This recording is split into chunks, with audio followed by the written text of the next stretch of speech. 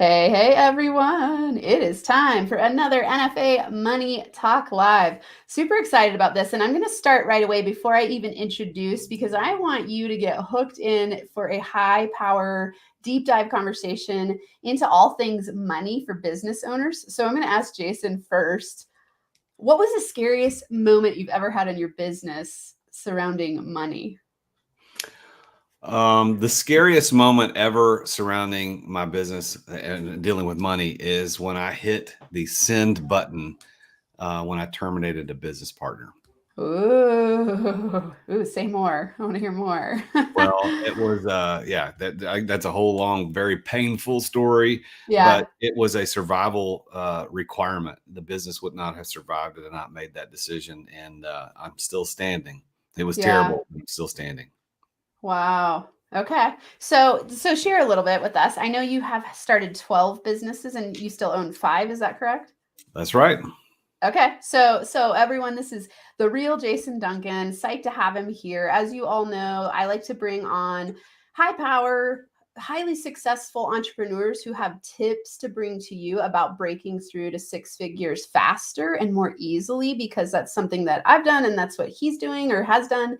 And it's what you care about, because and it's not necessarily about the 6 figure mark. It's more about what amount of money do you choose to make in your business and how do you do it with less stress, more joy. So we're going to talk about all things money, the ups and downs, and give you really specific tips that have gotten Jason to break through faster and things that you can implement into your business and have those raw, real conversations about money and business. It's the one thing that we measure our success by in business often, and it's something that we're really scared to talk about in a way that's vulnerable and go like, hey, I've struggled. There's been ups, there's been downs. It's been a roller coaster ride. So that's what we're going to bring to you today. So tell us a little bit about your business history.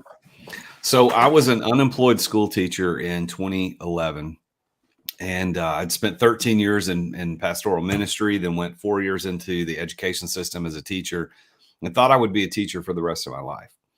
And I had a very disappointing conversation with my principal in April of 2011 about the fact that they had budget cuts coming out of the Great Recession. I was the last guy hired, didn't have tenure, even though I was the number one teacher in my county for my subject area. I found myself not getting my contract renewed for the following school year. And I was forced to make a decision about, well, what am I going to do next? I mean, the teaching is what I love. I don't ever want to do anything else. And I had started a business with a friend of mine a year prior to that, but mostly just out of his insistence to do it. And I didn't really care anything about it. I wasn't really much of an entrepreneur at the time. And so we had started this business. And when my teaching career evidently was over, I thought, well, I'm going to take a shot at this entrepreneurship thing and see what happens. And lo and behold, it turned out great. Within about 6 months, I'd landed a multi-million-dollar contract with a local hospital to do a project, and we just continued to grow over the years. Ended up on Inc. magazine's Inc. 5000 list 2 times as one of the fastest growing privately held companies in the country. Ended up on Entrepreneur Magazine's 360 list as one of the top entrepreneurial companies in the country.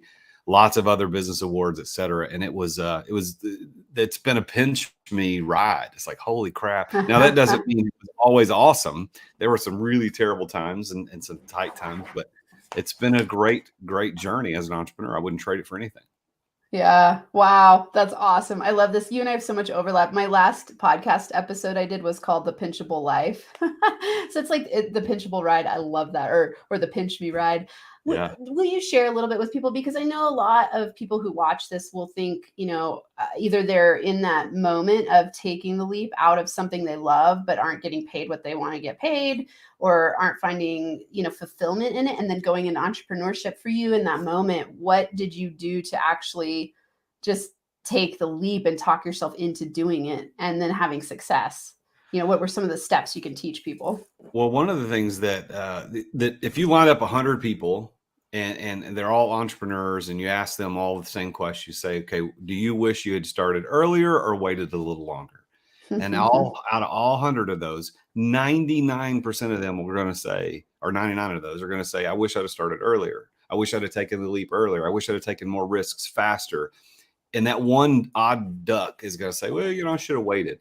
And he or she is irrelevant because that's not how this works. I had one of my clients, I do a lot of business coaching, and I have one of my clients reach out to me over the weekend, and he pays me for that access, by the way. I don't normally work weekends, but he reached out over the weekend and he said to me, he said, what was his question? He said something like, go ahead and invest and get more real estate or play it safe. And my response to him was, there are no people who at the end of their life go, I wish I'd have played it safe. Nobody's saying that, but they're saying, I wish I'd invested more in real estate, or I wish I'd have done this, or I wish I'd done that. So then he calls me today. He's like, okay, here's what I'm going to do. I'm going to do this with my rental property here. I'm going to do this Airbnb short-term. And so I want to encourage people. What you were asking, Amanda, is if you're on that front end of this journey, you're only going to regret not starting sooner. So you got to get going. It's not going to wait for you. I was forced into entrepreneurship. Well, not technically, but I had an opportunity, I had to make a decision, and I called myself an accidental entrepreneur, but I took the opportunity. Now, that's the main thing. But the second thing I would say is give yourself appropriate deadlines. Set goals, and if you don't hit those goals by the deadlines, you need to change your strategies. Because if you continue to escalate your commitment to a strategy that's not working, you're not only going to lose money, but you're going to lose respect, you're going to lose influence, you're going to lose a lot of contacts. So I set myself a deadline of August the 15th of 2011. The reason I set that date is that was the last day I was getting paid from the state of Tennessee as a teacher. And on August the 12th, I closed the deal. So I think setting appropriate deadlines, and because if I hadn't have done it, if that deal hadn't happened, I would have walked away. I would have gone and done something different, and my life would have turned out different, but I set a deadline. Yeah. That's so interesting to me, because I think a lot about, in some ways, my journey where I was finishing grad school, and it's like there are two roads. I could have gone professor route, or I could have gone entrepreneur route. And I was like, screw it. I'm going not academic route. I'm going business route. And I felt really lucky in a certain way, because there was that kind of push, like I think I call the curse of the comfort zone, when you get stuck in that comfortable place and you don't have to really make a different decision. And so for you were faced with like, just go for it and see what happens. And I think that sometimes can be really helpful. So, what would you say when people don't have something like that pushing them? What would you recommend that they do? Because if they don't have a circumstantial thing that's pushing them to take the leap, then what causes people to decide to take the leap? How can they be inspired from within to do that? Well, there's no way that an external force can motivate you to do anything. Motivation is only internal. It's intrinsic. And when I teach my sales courses, I teach about how there's only 4 reasons why anybody buys anything. And I'm not going to give my course here, but the point is, the punchline is that you can't motivate somebody to buy. You have to find out what motivates them and tap into that. Yeah. So your question's the same. I would deal with that the same way. I don't know what motivates your listeners, the person watching this right now or listening to it, but I don't know what motivates them. So what I would say is you internally, intrinsically, what motivates you. Some of us are motivated by money. Some are motivated by impact. Some are motivated by family. Some are motivated by fear. Some are motivated by gain. Whatever it is, set your parameter, your deadline, your goal, your boundary around that thing that is already motivating you. And then be honest with yourself, because the worst lies that we tell are the ones we tell ourselves. So you've got to set a goal and stick to that goal and just say, look, I'm going to do this, and make it work within how you're already pre-programmed to be motivated. Yeah, I really love that. I talk to people a lot about, how motivation from outside forces, you're going to have to always crack the whip, and it's never going to feel as fulfilling than if you're taking steps and leaps from being inspired from within. So it's like when you have that internal inspiration, you get up every day ready to act, instead of feeling like I've got to like crack the whip and torture myself to take action in some direction, which is why people procrastinate and hesitate. So it's that internal drive. It sounds like, for me, in your story that you shared, you loved teaching. And so it made sense for you to go into the next adventure in that way.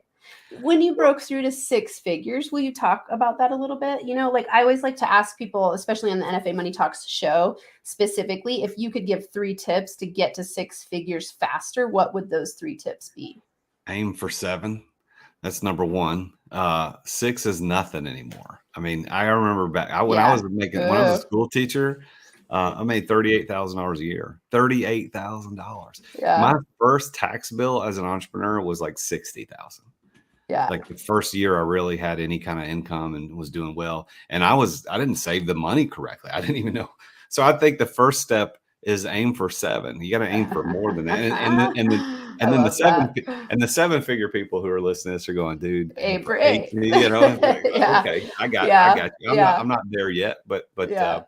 Real no. quick before we go on, because for some people, like I want to hear your next too. I think that's awesome. And I go for some people here, like 6 figures is it in their mind a huge stretch, and then for some people it's not at all. What causes that in our minds in terms of that money mindset piece to go, especially making 38? My income was 20, like I was making 20 and I was on food stamps, so it was like, 6 figures was like, oh my god, I'd be so rich with 6 figures and that would be awesome, and so I did that in the first year, and now I'm on my way to 7, and I have that same mindset. I'm like, oh, once you make 6, 7's right there.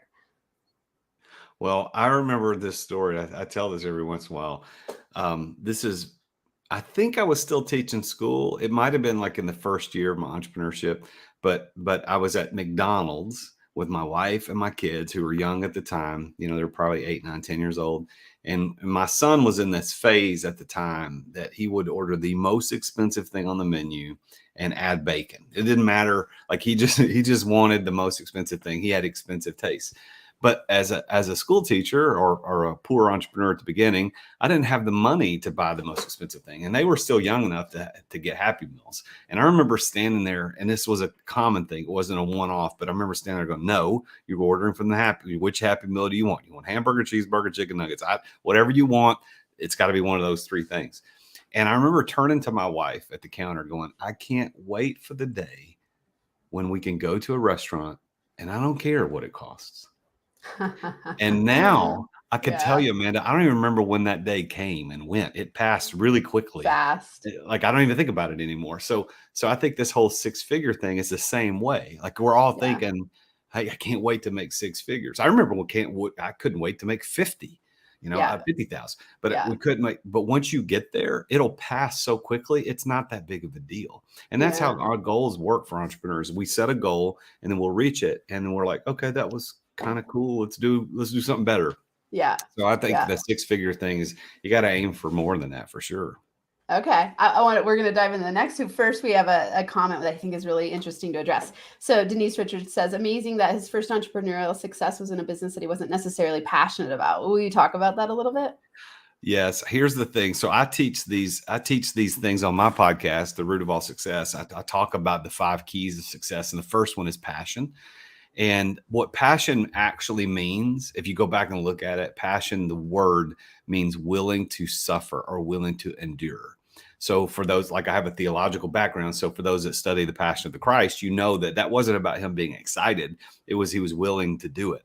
And so what I've discovered in all these interviews with these very successful entrepreneurs is that passion is the number one indicator of success. And it's not that you like it. Because most people say, I'm passionate about it, meaning I like it. I'm passionate about motorcycles. I'm passionate about cars. I'm passionate about cigars and bourbon and rum.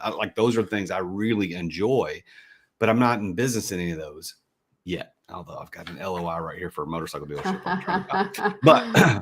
But this passion thing, I didn't have any passion in the terms of emotional passion for lighting business, which is the first business I started. I just wanted to survive. I wanted to make money, but I was passionate in the sense that I was willing to endure for it. I was willing to take a risk and innovate in a way that I didn't know if it was going to work. And while I did close that multi-million-dollar deal 3 days ahead of my deadline, I didn't get that money right then. And entrepreneurs know what I'm talking about. Like the first check I got was 18 grand. And that wasn't even all mine. So it's like it took a long time for that money to materialize in reality. So yes, I wasn't passionate about it. And I don't think you have to be passionate about it in terms of emotion. However, I would say that if you are passionate mentally, like you're willing to endure and you're emotionally passionate about it, that is awesome, because that's why I want to buy a motorcycle dealership, because it'll be the first time in my entrepreneurial career that I started or bought, in this case, a business, not only was I passionate in terms of mental passion, willing to endure, but it's something I love. Like emotionally, I love motorcycles. I love riding. So it'll be a lot of fun. Yeah, so many fun things in this conversation because, I hadn't thought about it about in terms of the willingness to endure. I don't ever use the word passion because it means to suffer. Like the Latin root of the word is to Yep. suffer. And it's interesting to have that frame of like to endure. When we're passionate about something, we're willing to endure the pain of suffering to get to the other side. And so I switch the word passion with inspiration. I'm inspired to do this. So being inspired to do things from within.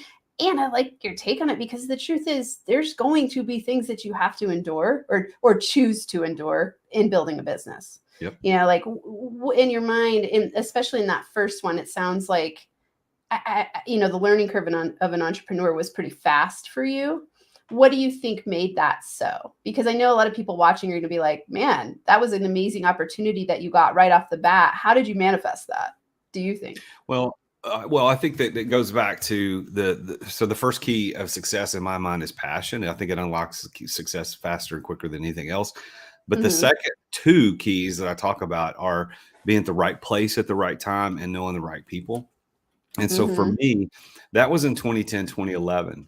And if you think about in terms of the commercial lighting industry, which you don't because you're a normal person, but if you think about the commercial lighting industry, lighting was just now at that moment was like, what are LEDs? LEDs are kind of okay. Well, that was that moment. The wave had was just starting to bubble up under the surface. And I was at the right place at the right time. And I don't know how or why, but I took advantage of that. And then also knowing the right people. I had been a very, very successful salesperson throughout most of my ministry career because I was bivocational. I sold insurance while I was doing ministry work. So I had trained under some great salespeople and I knew how to sell, knew how to talk. And so I knew the right people. And then when I started business on my own, I reached out to friends, reached out to colleagues. Hey, can you help me? And as I indicated in the first question, I reached out and invited a business partner in who ultimately had to terminate. But that guy was also a right place or right person for me at that time because it was somebody I needed to help make some connections early on. And then I could take it from there. Yeah, that's fascinating. I'm so curious. I mean, law of attraction wise, do you think about that? Do you look at it as like, because being in the right place at the right time, like you can't plan for that necessarily. That's true. Can you say more about that for people? Because, and we're thinking about strategy and having things happen in our business. How do you plant yourself in the right place at the right time? So the thing about being in the right place at the right time is that sometimes, but not much, it's absolute blind luck. Sometimes it's like, wow, okay, here it is. But here's what happens. Think about Elon Musk, for example. Everybody knows who he is, and he's the electric car guy. And sure, he's doing rockets and space and stuff, but everybody knows him, Tesla, the electric car guy.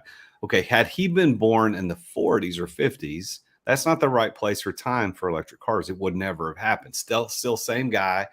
Now, what he might have done would have been something completely different. Maybe he'd invented the fax machine ahead of the time. Who knows? Who knows what he would have done? But what Elon Musk did and what I've done, what you've done, other successful entrepreneurs have done is that they paid attention to the time and place that they were in. Okay, what's going on in the time and place that I'm in? We just spent 2 years of governments forcing us to stay home and do all this other crap that we didn't agree with. Okay, what happened? Well, entrepreneurs looked at that and went, okay, what time and place are we in? Zoom, StreamYard, like all these things just absolutely blew up because they looked at the time and place. Now, the other part of that is, are you putting yourself in a time and place? Where are you going? Because if you're spending all your time at home in your basement eating Cheetos and playing board games or video games, you're not out networking. You're not joining groups. Have you joined a mastermind? Have you hired a coach? Have you gone to a networking event? Because let me tell you something, the right place and time is not in your office. It's not in your bedroom. It's not in your house. It's somewhere else. And you've got to put yourself in those places. I love that clarification. It's so powerful because, I think sometimes we hear things from people who are like, got, quote unquote, lucky. And it's like, if you're in the right place at the right time, it sounds like luck versus strategy, which to me, you were strategic about it. It was like you started to open the doors of opportunity by taking action. So, I always tell people my NFA manifestation formula is clarity on what you want, take action in the direction, let the universe bring you opportunities, and take care of the house. And that's exactly what we're talking about. It's like, oh, I'm in the right place in the right time because I'm not sitting on my couch eating Cheetos. Instead, I'm going to networking events and I'm talking to people. Or, when COVID happens, I'm like, ooh, I'm pivoting fast and looking at, even investments and going like, ooh, StreamYard is going to be a smart investment. Zoom's a smart investment during COVID. Like, where can I see the opportunity because I'm paying attention to it, because I'm passionate about it. So it's like such a powerful way to be successful and create opportunities for yourself. And to me, that's an amazing rags to riches story. Like $38,000 to you broke seven figures in was it your first year? No, second year. Second year. Okay. I mean, that's fast growth. That's awesome. Okay. Will you share? Oh, do you want to say something? Nope. We're good. Okay. I wanted to hear your next two. So we're talking here about getting to 6 figures faster. First tip is aim for 7 figures. So aim higher. What would you say are 2 more tips you could bring for? So I guess another tip for trying to get to 6 figures is you got to look at probability and possibility. So all things are possible. I mean, is it possible that you could be the next underwater basket weaving millionaire? Possibly, yes. But is it probable? No, it's not. So I think what you've got to look at is, if you want to make 6 figures, if you're choosing a business, you're looking at, I'm going to go into business, I'm going to do something, I'm going to bring change to the world. You got to look at what's possible and probable. So for example, if you decided you're going to create, coasters, I got a coaster here on my desk that's got my company logo on it. So if you say, I'm going to go into the coaster, or let's say the printing business, because that's pretty common, right? Everybody prints stuff on things. Okay. Yeah. I'm going to go into the printing business. I'm going to start my own thing. Is it possible to make 7 or 6 figures in the printing business? Absolutely. There are lots of people who do it. Now, what you got to do is look at probability. So how do you calculate the probability? Well, you look at the top X number of people in that industry, and then you look at what their incomes or revenues are, and then you look at the overall marketplace. So if there's 1,000 people that are doing it and only 3 people are making 6 figures in it, the probability is really, really, really low. Is it possible? Yes, because people are doing it. Probable? No. So if you want to make 6 figures, don't go with just something you like. Don't go something, as going back to the passion thing, just picking something you're emotionally connected to, because that may or may not be possible or probable. So that's my second tip on how to get to 6 figures. Awesome. Smart. To me, that really relates to your keys to success, which is like being in the right place at the right time. It's noticing what is going to be probable and possible, and taking the time to do. Do you think people need to do market research before they start a business? I think they should. Need is a weird word, but I think they should. I didn't do much. I didn't know who, when I started my first big company, I didn't do any market research. All I knew is that I thought this would work, and found people that would sell me LED lighting that I could turn around and sell to somebody else. Yeah. But I think should, yes. I think you should probably do it, because that'll tell you the probability. Now, so if you're going to go into the printing business and you're only aiming for 6 figures, you're good. Like, you don't have to spend a ton of time doing market research. As long as you exercise good quality product, you provide good services to your customers, and you're timely in your responses, you're probably going to do okay, because it's such a known entity, an industry. Yeah. But if you're going to go to something obscure or weird, or you want to create the next new phone app or something like that, yeah, you better do your market research, because you'll go negative 6 figures before you go to 6 figures. Yeah. Smart. Yeah. Okay. What would be a third tip that you could offer? Well, I think the third thing, if I'm just thinking on my feet here about what that might be. So you got to aim high. You got to also look at what's probable. I think the other thing is you got to look at, are you living in the right place? Are you living physically in the right place to make that happen? I know this is kind of a stretch, but if you're living in a rural county, out 2 hours outside of a major city, and you want to get into some business to make 6 figures, I mean, what is the likelihood of that happening where you live?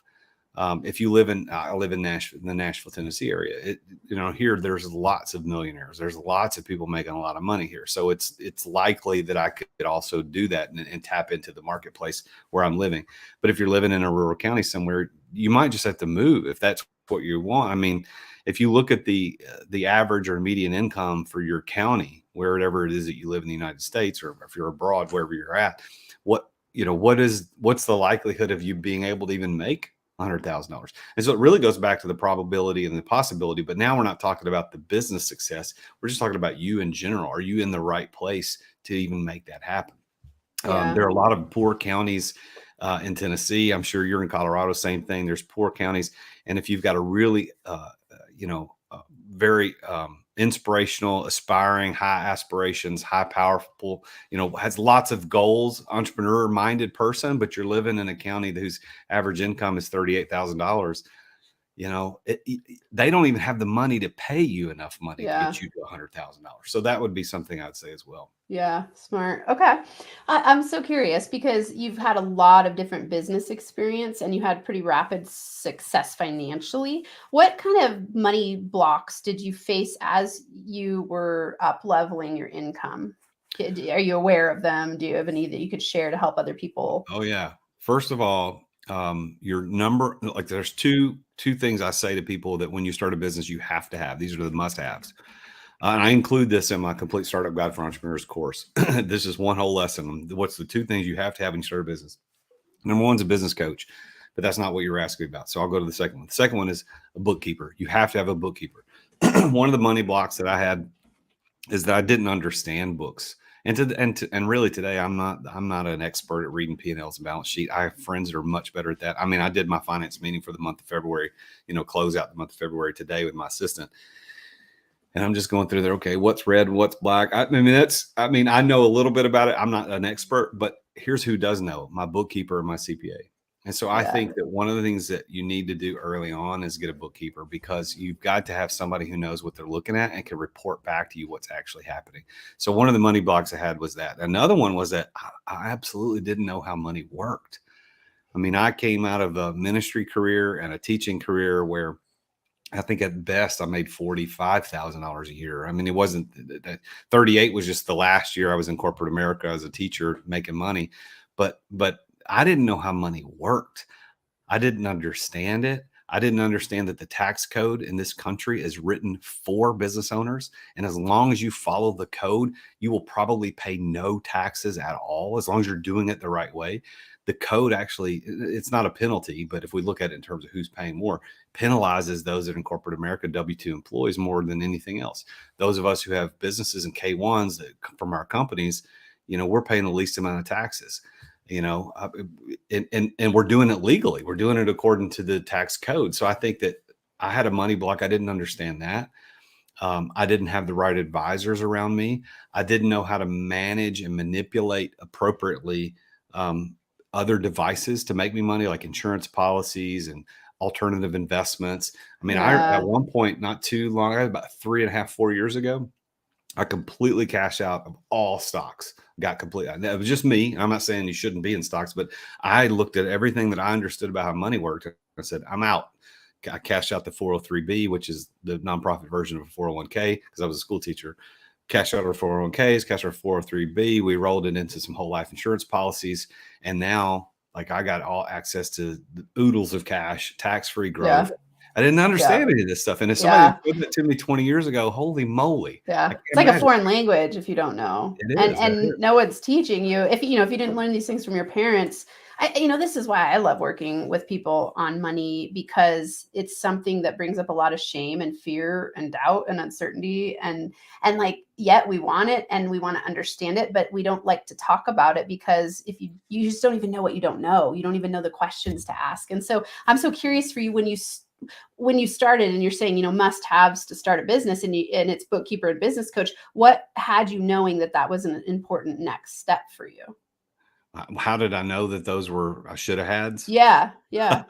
Well, because my books for most of let's see, we started the company officially in 2010. I launched into this new phase in 2011. And I think up until 2017, we were still trying to clean up mistakes. Oh God. Yeah. Yeah. So that's how I know you need a So book. it was hindsight learning. Yeah, hindsight. And then on the business Okay. coach, I got an interesting story about the business coach thing. So I am a business coach, and I realize that when I say that, it sounds very self-serving, and of course it is if you just want to look at it face value. But the deeper story behind that is that I had a business partner when we first started. Well, when I started the company, I asked him to come in and help. So he came in as a minority business partner and was a great advisor, somebody I could go and ask questions about, et cetera. But soon in my entrepreneurial career, I started realizing, oh, business coaching, that's a thing. Like I should probably get one of these. And he was like, nah, we're too smart for that. We don't need that. And I didn't know. So I just thought, whatever. This guy he'd done well because he'd been a successful business owner. He'd sold a business, made millions of dollars. Thought, okay, he probably knows what he's talking about. Well, on that matter, he did not know what he was talking about. And then on most things he did, but that one he didn't. And I didn't know that he didn't know until after we hired a business coach. So in 2017, I finally decided we're hiring a business coach, doggone it. We're going to do it. And that is when I became a millionaire. That is when things really changed. Now, but just because your business is making $1 million doesn't make you a millionaire. All right. Yeah. So that's when I started really making all the changes and difference and the huge strides in my growth. The business completely changed. We opened up a new division, started hiring new people. We took on new contracts. We made some mistakes, but overall we did really, really, really, really well after the business coach. I look at now what I do as a coach to my clients and for my clients. And I look at, am I great with all of them? No. I mean, there's some that we don't click with. It doesn't work. I can't help them out. But most, like, they're making differences every day, every month, every week that they would not have made because they don't have the perspective. A business coach, like a business owner, looks at everything through blinders like this, but a business coach comes in and they open up that perspective and let you see things that you can't see on your own. And I didn't know that until I hired one and started experiencing it for myself.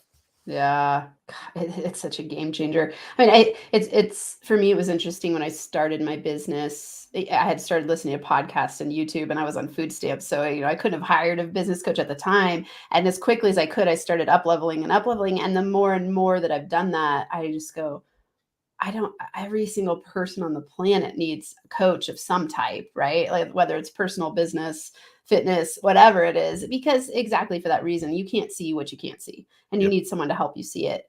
And yeah, really powerful.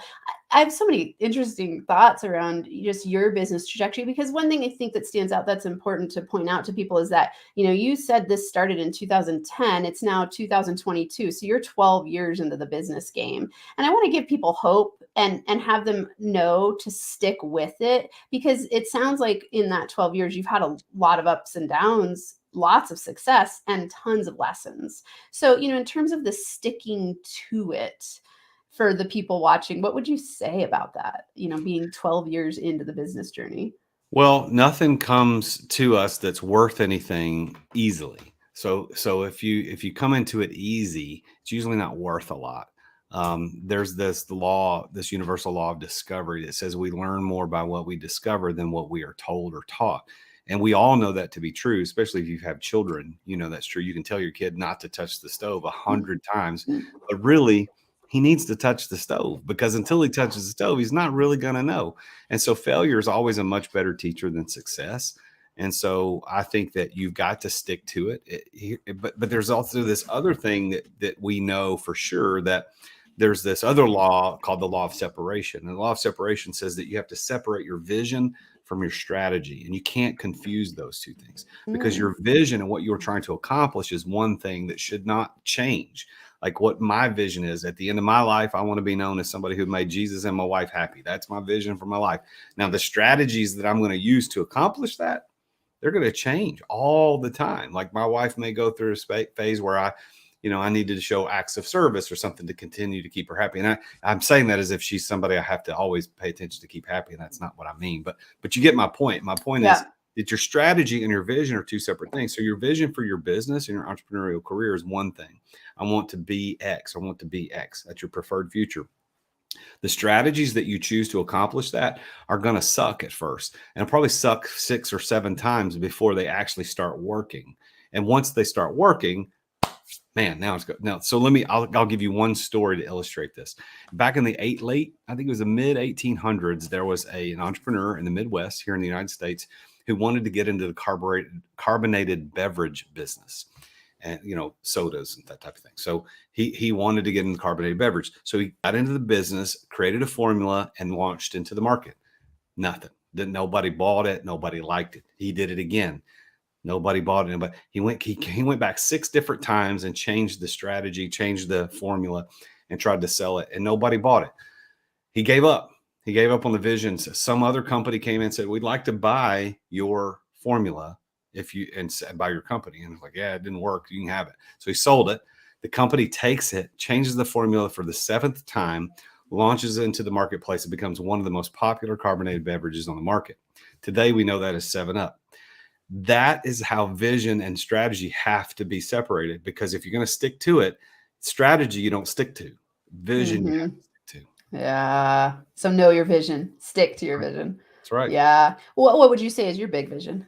My vision, just like I said, my personal vision for my life is, at the end of my life, I want to be known as somebody who made Jesus and my wife happy, because I feel like if I live that way, I'm going to treat other people the way they need to be treated and want to be treated. My wife and I are going to live long. We've been married almost 27 years. We're going to live long, happy lives together. She's my best friend. And if I live that way, all the other stuff doesn't matter. I could be homeless and I could not be an entrepreneur. As long as I've got those 2 things, I'm good. Love it. Thank you for sharing. Okay, we're going to wrap up soon. I wanted to ask, I like to always ask, what is a power question that you ask yourself or live by? I think powerful questions are so important for people to consider in terms of self-reflective awareness and knowing themselves better. So what's a powerful question you could offer? So my powerful question is rooted in another law. I teach a lot of laws. I do too. I love that. Uncovered a lot of these laws that helped me later in life. But there's this law of open cycles, and it really is a law that is in the universe that teaches us how stress is caused and managed. And so stress is really not caused by the endurance of stressful situations. Rather, it's caused by too many open cycles at any one time. And an open cycle is anything that has a start, a change, and a stop. So it could be a text message you haven't answered yet. That's an open cycle. An email. It could be somebody's asked you to help them move next weekend. That's an open cycle. It could be a task that you have to accomplish, a bill you have to pay. All those are open cycles. So if you have too many open cycles, that causes stress in your life. So the question that I ask myself on a daily basis, which is back to what you're asking, what question to ask, is, do I have the ability to open the cycle right now? And most of the time it's like, no, I'm not going to open the cycle. And I'll give you a dumb example. We just moved, we've downsized significantly, and we're selling most of our furniture stuff because we didn't have room for it. And so we'll post on Facebook Marketplace for sale. And my wife's posting some on her account, I'm posting some on mine. And I was posting something on mine, and a person responded and said, "Oh, I think I can come tomorrow night at 7:30, pick it up. Will that be okay?" And my response was, "If it's still here, yes, that's fine." And she heard me say that, and she goes, "Well, why don't you just tell them that for sure you'll hold it until 7:30?" I said, "Because if I do that, I'm opening a cycle for me. And instead, I push that cycle back onto them. If they really want the bed, they can call me later and show up, but I'm not going to open a cycle unnecessarily." So I think that's my stress management technique. I teach my clients how to do that. There's a whole technique behind that. But if you can just keep open cycles to a minimum by asking yourself, do I really need to open this cycle right now? And if you don't do it. Just leave it alone. Yeah. To me, it's a lot about optimizing your time and having boundaries with your time, because it's such a powerful, high ROI, non-replenishing asset, right? Like time is going away. And if we don't place closed cycles on our time, then we're leaving it open for whatever to come in and steal our time. Right. Yeah. Really cool. So many great tips. Awesome. It's been really, it's been intriguing. I love having different types of guests on, because I hear such different things from different people, and it's just fun to listen to. Let's see. I just wanted to highlight some comments. Denise says, "Oh my God, the definition is more realistic. We are willing to endure." So loving the definition of passion. And thank you so much. Would you leave our viewers with a book that you would highly recommend that will help them find success? And I'd say specifically in money. Yeah, well, I mean, Rich Dad Poor Dad, like that. If that's probably been recommended by everybody on your show, it's sitting here on my desk. That's a huge one. But I would say because that's such a gimme, everybody knows that. But Rich Dad, seriously, go read that book, It's an Rich Dad Poor incredible Dad. book. I agree. Yeah. But there's another book that's not technically about money, but if you understand it, it will bring money to you, and it is called The Charisma Myth. Ooh, Charisma Myth. haven't heard of it. It's by Olivia Fox Cabane. It's actually here on my desk too. And I had it in my Amazon checkout for a year or two before I bought it because I didn't like the title. I was like, I don't want to read it because it's like sounds like I'm trying to be the Mr. Charismatic. Well, Yeah. when I finally decided, I don't care what people think. I bought the book and I started reading it, and she talks about charisma, and the myth around it is that we think that it's this big gregarious personality that walks into a room, lights it up, but really, she says it's about power, presence, and warmth. Ooh. And the book reveals kind of the back end of what charisma really is and how it works, and then these laws of the universe around power, presence, and warmth, and how you can tap into it. And I promise you that while I was reading that book, I was starting to practice the things she was teaching. I had three interesting and not normal interactions with pretty high level people, higher than me for sure, Yeah. a lot higher than me. And by the end of all three conversations, they all gave me their personal cell phone numbers. These are people I shouldn't have their cell phone numbers. Yeah. And all I did was practice the things she talks about in the book. So Very did that lead cool. to money? Yeah, it did lead to money. So it's not a money book, but it's a really Yeah. great book. Got it. Awesome. Love it. Thank you. Okay. I know people are going to want to connect with you, and I have been scrolling across the bottom your podcast. So everyone definitely go check out Jason's podcast. So I'm actually going to put it instead of it ticking by. It's fun to do this live time because I get to play with all these little fun buttons here. There we go. Okay. So it's therootofallsuccess.com. And can you share where else people can find you if they want? I know you have coaching programs and courses and all kinds of cool stuff. Where can they go to find you?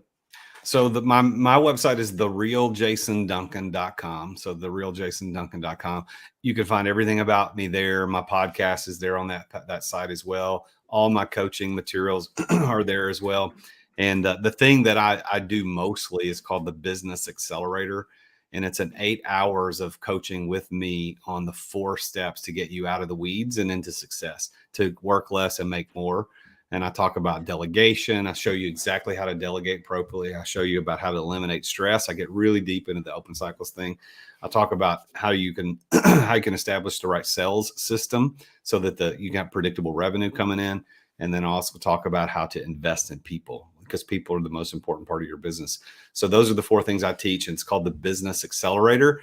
It's at exitwithoutexiting.com, which is also on my main website. So anyway, you can always find me through therealjasonduncan.com. But I would be honored if anybody wanted to reach out, connect with me. And then therealjasonduncan.com on Instagram, YouTube, or LinkedIn. Awesome. Thank you so much for sharing. And those of you, for me, you all know if you want 3 steps to make more money in your business faster, go to NFAmoneyformula.com.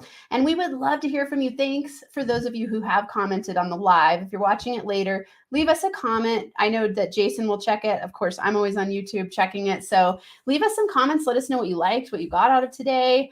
And one last comment that we got was, love the open cycle concept, makes so much sense. So thanks so much for being here, everyone. And thanks for coming on, Jason, and sharing your wealth of wisdom and knowledge and experience. And, I love hearing from people, especially who have been in business for so long. Like I think that entrepreneurship is the most incredible journey because it brings up everything about money, about self-love, about value, about passion, about, vision. It's to me one of the greatest things. So I love having these conversations. So thanks for taking your time to come on, and make sure everyone, you go check out Jason, and I'll flash that again at the bottom, therealjasonduncan.com. And until next time, see everyone later. NFA Money Making High Fives, and I'll see you again next week.